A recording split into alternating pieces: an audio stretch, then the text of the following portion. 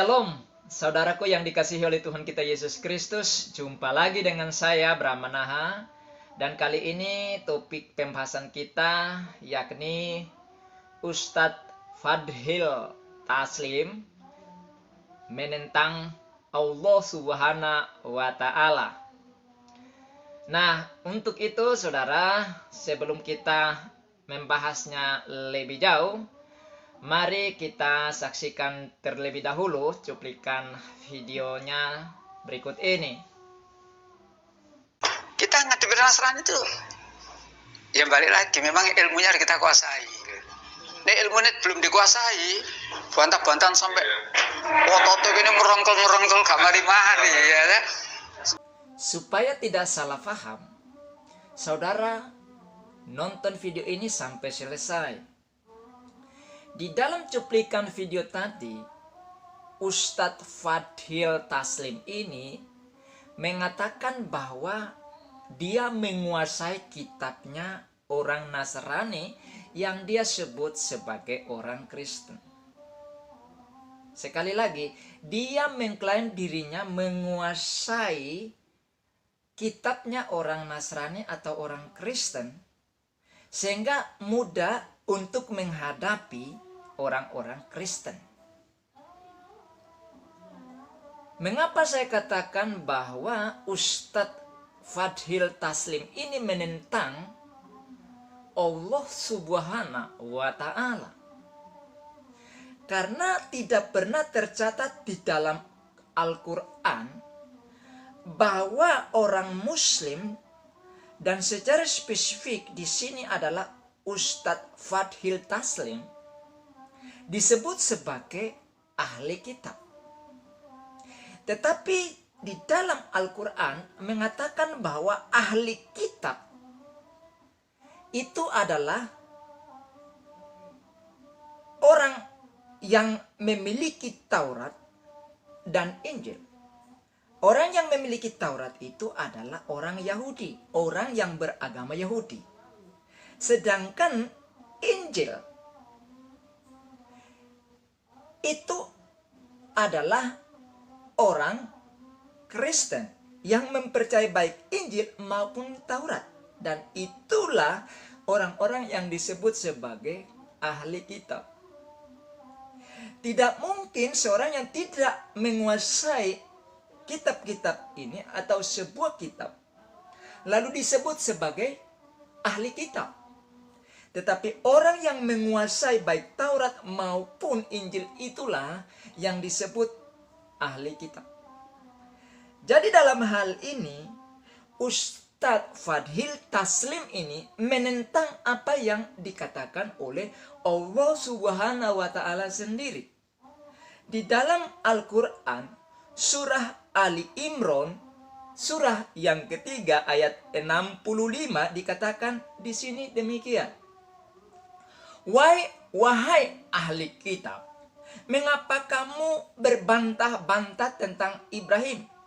Padahal Taurat dan Injil diturunkan setelah dia, Ibrahim.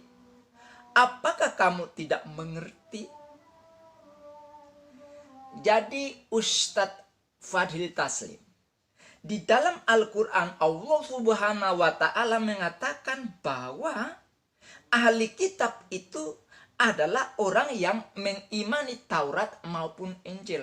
Artinya orang Yahudi dan orang Kristen. Jadi Ustadz telah menentang ungkapan Allah Subhanahu wa Ta'ala sendiri. Bahkan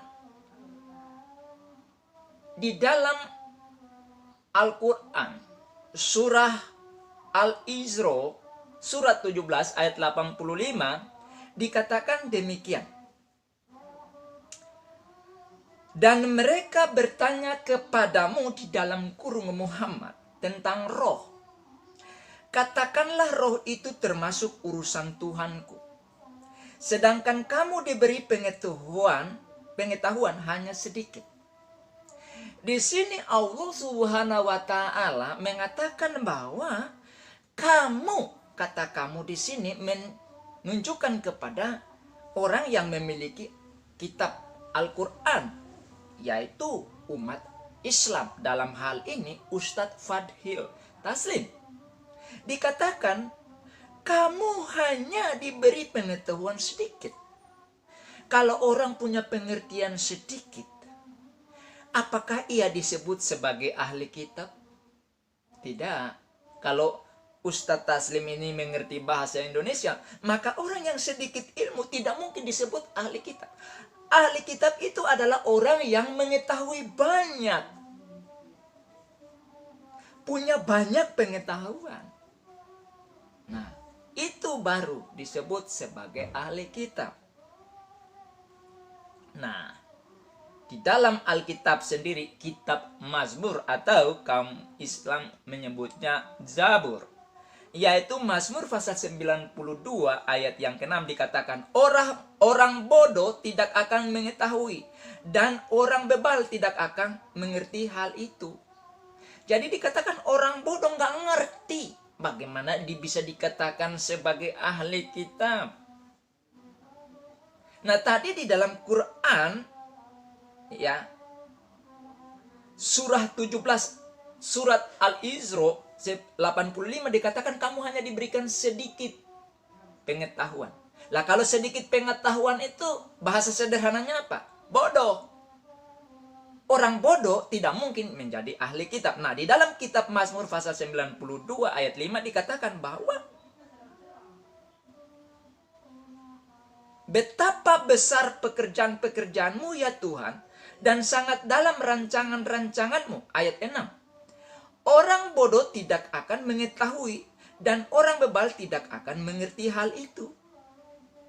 Jadi orang bodoh yang sedikit ilmunya tidak mungkin menguasai sebuah kitab, dalam hal ini Taurat dan Injil. Ini Raja Daud katakan, orang bodoh tidak mengerti, tidak mengetahui.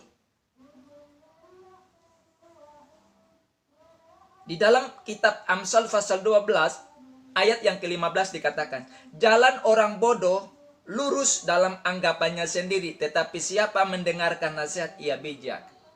Jadi kalau orang bodoh itu merasa pinter, merasa dia menguasai kitab, merasa dirinya ahli kitab, padahal dia tidak tahu apa-apa.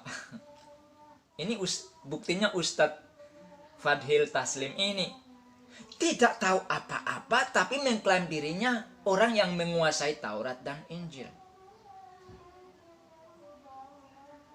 Kembali di dalam Amsal pasal 14 ayat 3 dikatakan, di dalam mulut orang bodoh ada rotan untuk punggungnya, tetapi orang bijak dipelihara oleh bibirnya. Jadi orang bodoh itu di dalam mulutnya mengungkapkan hal-hal yang bertentangan dengan dirinya sendiri, bertentangan dengan firman Allah, bertentangan dengan banyak hal, dan itu merupakan rotan atau cambuk bagi punggungnya. Makanya nanti kita kupas Ustadz Fadhil Taslim ini lebih jauh lagi. Bagaimana dia memukul punggungnya sendiri. Ya. Jadi dia ambil rotan karena bodoh, dia cambuk punggungnya sendiri. Ya, lama-lama dia bisa stroke, kan begitu ya. Nah, di dalam Amsal pasal 19 ayat 3 dikatakan, kebodohan menyesatkan jalan orang, lalu gusarlah hatinya terhadap Tuhan. Nah, kita perhatikan di sini bahwa Ustadz Taslim ini selain menentang Allah Subhanahu wa taala, karena Allah Subhanahu wa taala mengatakan bahwa hanya orang Yahudi dan Nasrani atau Kristen yang menguasai Taurat dan Injil disebut sebagai ahli kitab, sedangkan Islam tidak, ya, tidak pernah ada itu. Nah, lalu dikatakan kebodohannya menyesatkan jalan orang itu sendiri, karena tidak tahu tentang Alkitab, sembarangan, salah mengerti, tidak memahami, akhirnya dia sesat dan menyesatkan orang juga. Dan ini bukti dia gusar marah sama Tuhan. Dia marah, ngamuk sama Tuhan. Ya. Ini kayaknya beliau ini mengidap penyakit darah tinggi, maka cepat naik darah kan, gusar sama Tuhan. Nah, jadi saudara yang dikasihi Tuhan, di sini kita telah membuktikan bahwa Ustadz Fadhil Taslim ini menentang Allah Subhanahu wa Ta'ala karena kebodohannya sendiri, yang mana dia tidak mengerti tentang baik Al-Quran maupun Alkitab, Taurat dan Injil, tapi dia mengaku bahwa dia adalah orang yang menguasai. Nah, ini orang bodoh itu biasanya menentang dirinya sendiri, menentang Tuhan, dan menentang banyak orang. Itu terbukti pada Ustadz Fadhil Taslim. Nah, saudara, kiranya Tuhan Yesus memberkati, dan bagi saudara yang sudah menonton video ini sampai selesai, jangan lupa untuk like, subscribe, dan juga share kepada teman-teman saudara agar mereka juga mengetahui dan mengerti. Kemudian jangan lupa untuk membunyikan lonceng notifikasinya agar saudara tidak ketinggalan dengan video-video lanjutannya tentang Ustadz Fadhil Taslim ini. Sampai jumpa lagi di dalam video-video selanjutnya, dan Tuhan Yesus memberkati. Shalom.